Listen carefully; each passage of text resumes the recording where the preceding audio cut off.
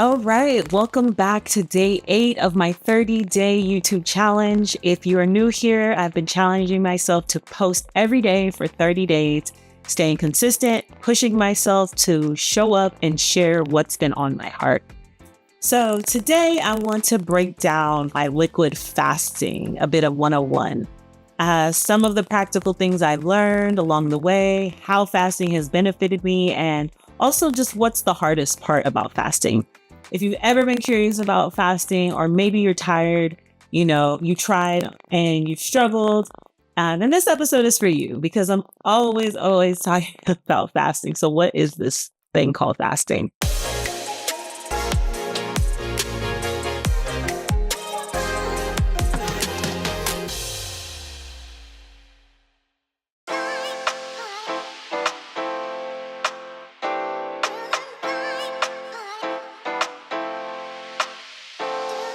So first things first, what exactly is liquid fasting for me? Most of the time you'll hear me say alkaline liquid fasting. And so for me, that means consuming only liquid, fresh fruits or fresh fruit juices, smoothies, herbal teas, and soups. But the key for me is the alkaline ingredients. So if you've ever been familiar with Dr. Sebi, you could look that up. I've interviewed of him, not him, but some of his family members. So deep dive into what Dr. Sebi is, but alkaline is simply, immune boosting foods. And so when I'm fasting, I'm usually consuming those types of foods. And it's just a great reset, whether it's the top of the year, it resets my mind, my body, and my spirit as a whole. So what are some practical tips to get started? If you're thinking about starting a fast, a liquid fast, like me, here are some practical tips that have helped me. And first and foremost, most important is plan ahead. If you are already you already have your liquids, whether they're fresh juices, smoothies, or herbal teas, knowing what you're going to drink and knowing what you have prepared will definitely help those cravings. Because if you're feeling giving up, you have that juice on hand, you have those ingredients for your smoothie. So plan ahead, just take a week at a time. Write down what juices you want to drink in the morning, what smoothie maybe you want for lunch, what soup you might want to eat for dinner, and just have those ingredients ready to go. Go to the store and just get those specific things. I'll also add to that when planning ahead is cleaning out your cupboards.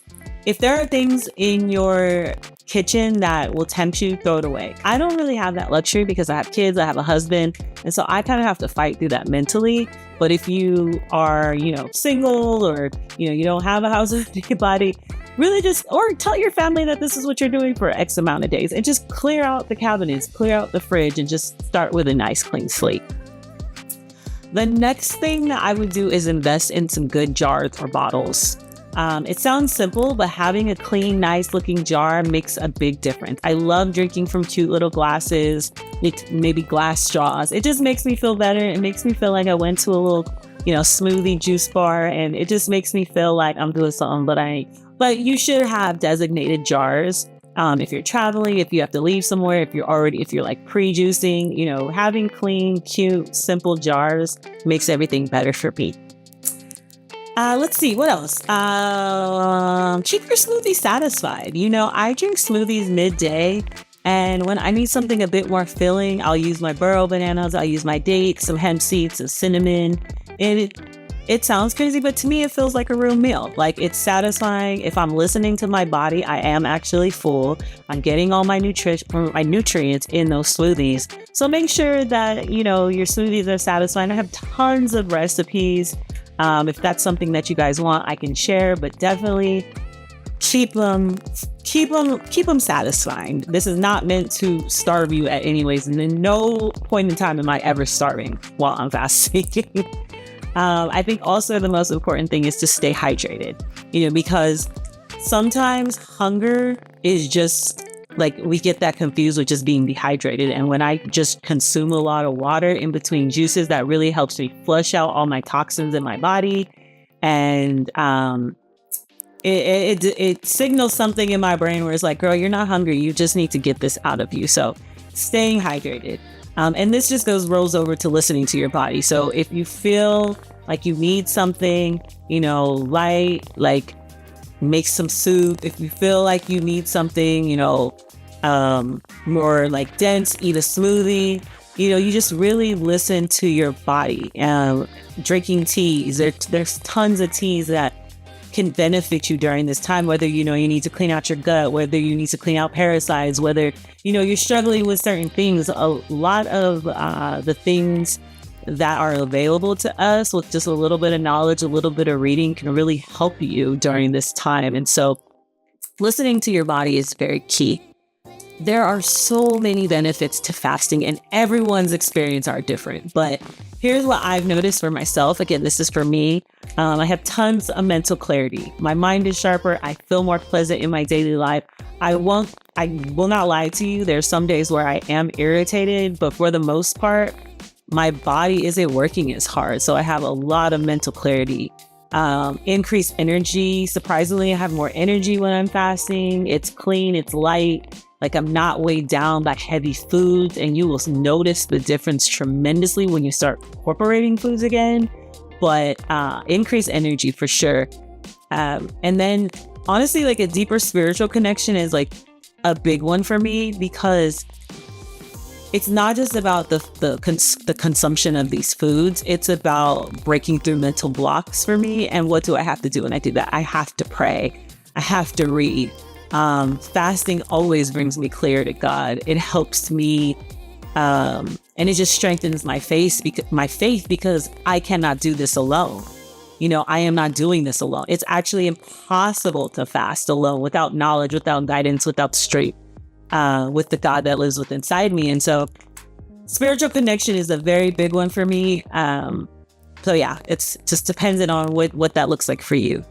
I think next would be my gut reset. So liquid fasting gives my digestive system a huge break.